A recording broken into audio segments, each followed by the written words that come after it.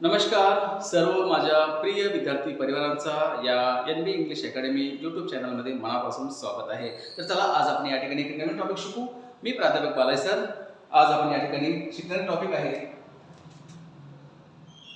Below आणि down या दोन शब्दांमधील आपण फरक समजून घेतो आहे. या दोन शब्दांमधील फरक आपण या ठिकाणी समजून घेतो आहे. दोन्हीचे अर्थ खाली या अर्थाने या ठिकाणी वापरला जातो. बघा खाली, च्या खाली. ओके, च्या खाली. परंतु बिलो कुठे वापरतात आणि डाऊन कुठे वापरतात खऱ्या अर्थाने आपण या ठिकाणी समजून घेऊया. वाक्य तयार करत असताना बिलोचा प्रामुख्याने वापर कुठे करतो आणि डाऊनचा कुठे करतो आपण या ठिकाणी समजून घेऊ. चला, बिलो आणि डाऊन. पहिल्यांदा बिलो आपण या ठिकाणी समजून घेऊ. दोन्हीचा अर्थ च्या खाली अर्थाने वापरतोय. बिलो आणि डाऊन या दोघांचा अर्थ आपण या ठिकाणी वापरत असताना पहा एक गोष्ट आहे. हे काय आहे? एक बोर्ड आहे. This is a board. But actually first of all suppose that this is a wall. This is a wall. Imagine that this is a wall. हे भिंत आहे असं गृहीत धरा. ओके, हे भिंत आहे आणि भिंत या ठिकाणी पहा.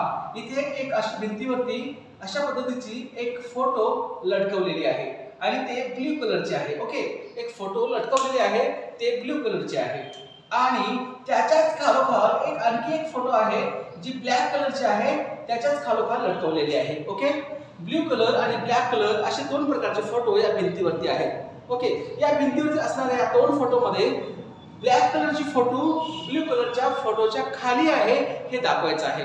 ओके, अशा प्रसंगी आपण इथे बिलोचा प्रामुख्याने वापर करतोय. पहा कसं होईल. आपण दाखवतोय द ब्लॅक फोटो. हे पहा, the black photo is below the okay below the blue photo.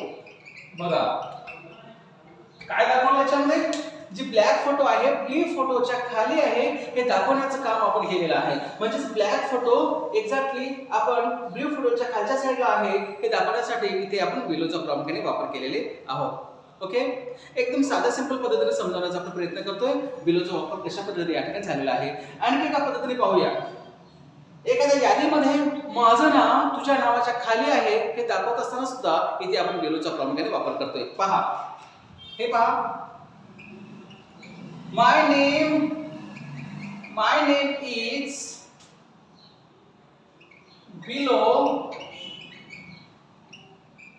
your name.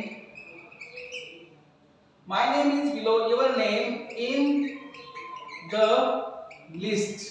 हे पहा, यादीमध्ये माझ्या नावाच्या खाली तुझ्या नावाच्या खाली माझं नाव आहे हे दाखवण्यासाठी सुद्धा इथे आपण बिलोचा प्रामुख्याने वापर केलेला आहे. ओके, समजतं का. च्या खाली या ठिकाणी च्या खाली असं दाखवण्यासाठी खऱ्या अर्थाने आपण बिलोचा प्रामुख्याने वापर केलेले आहोत. ओके, एकदम साध्या सिंपल पद्धतीनं आपण या ठिकाणी सांगण्याचा प्रयत्न केलेले आहोत. समजतं का. Good good. चला आता आपण पाहूया डाऊनचा खऱ्या अर्थाने अर्थ कसा होतो. हे बघा, डाऊन म्हणजे च्या खाली.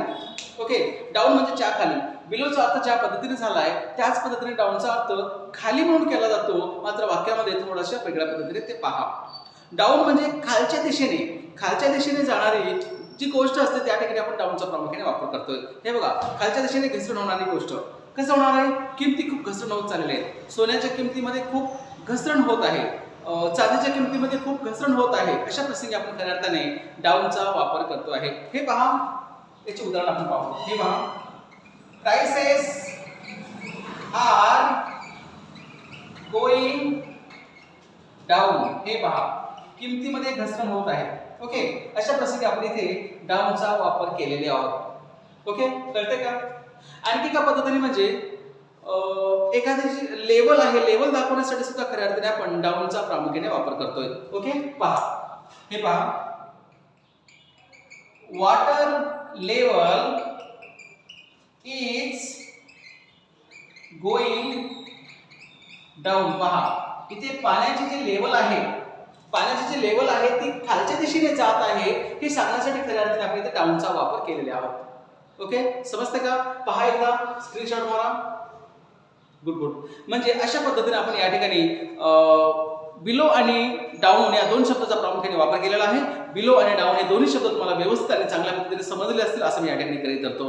कारण बिलोचा वापर आणि डाऊनचा वापर एकदम साध्या सिंपल पद्धतीने प्रत्येक विद्यार्थ्याला व्यवस्थित समजेल अशाच पद्धतीने आपण या ठिकाणी समजावण्याचा पूर्ण प्रयत्न केलेले आहोत. ओके, तर चला. आणि विद्यार्थ्यांनी एक गोष्ट लक्षात घ्यायची आहे, जर अभ्यास करत असताना एखादी कन्सेप्ट क्लिअर झाली नाही, समजलं नाही, तर आपण निश्चितपणे एखादी कमेंट बॉक्समध्ये जायचं आहे, तिथे आपले विचार मांडायचे आहेत, आपले प्रश्न मांडायचे आहेत आणि निश्चितपणे मी ते प्रश्नाचं उत्तर देण्याचा प्रामाणिकपणे प्रयत्न करेन. ओके, तर चला ठीक आहे, या ठिकाणी आपण थांबू आणि नेक्स्ट व्हिडिओमध्ये एक नवीन टॉपिक घेऊन येऊ. तोपर्यंत आपण या ठिकाणी थांबू. थँक्यू.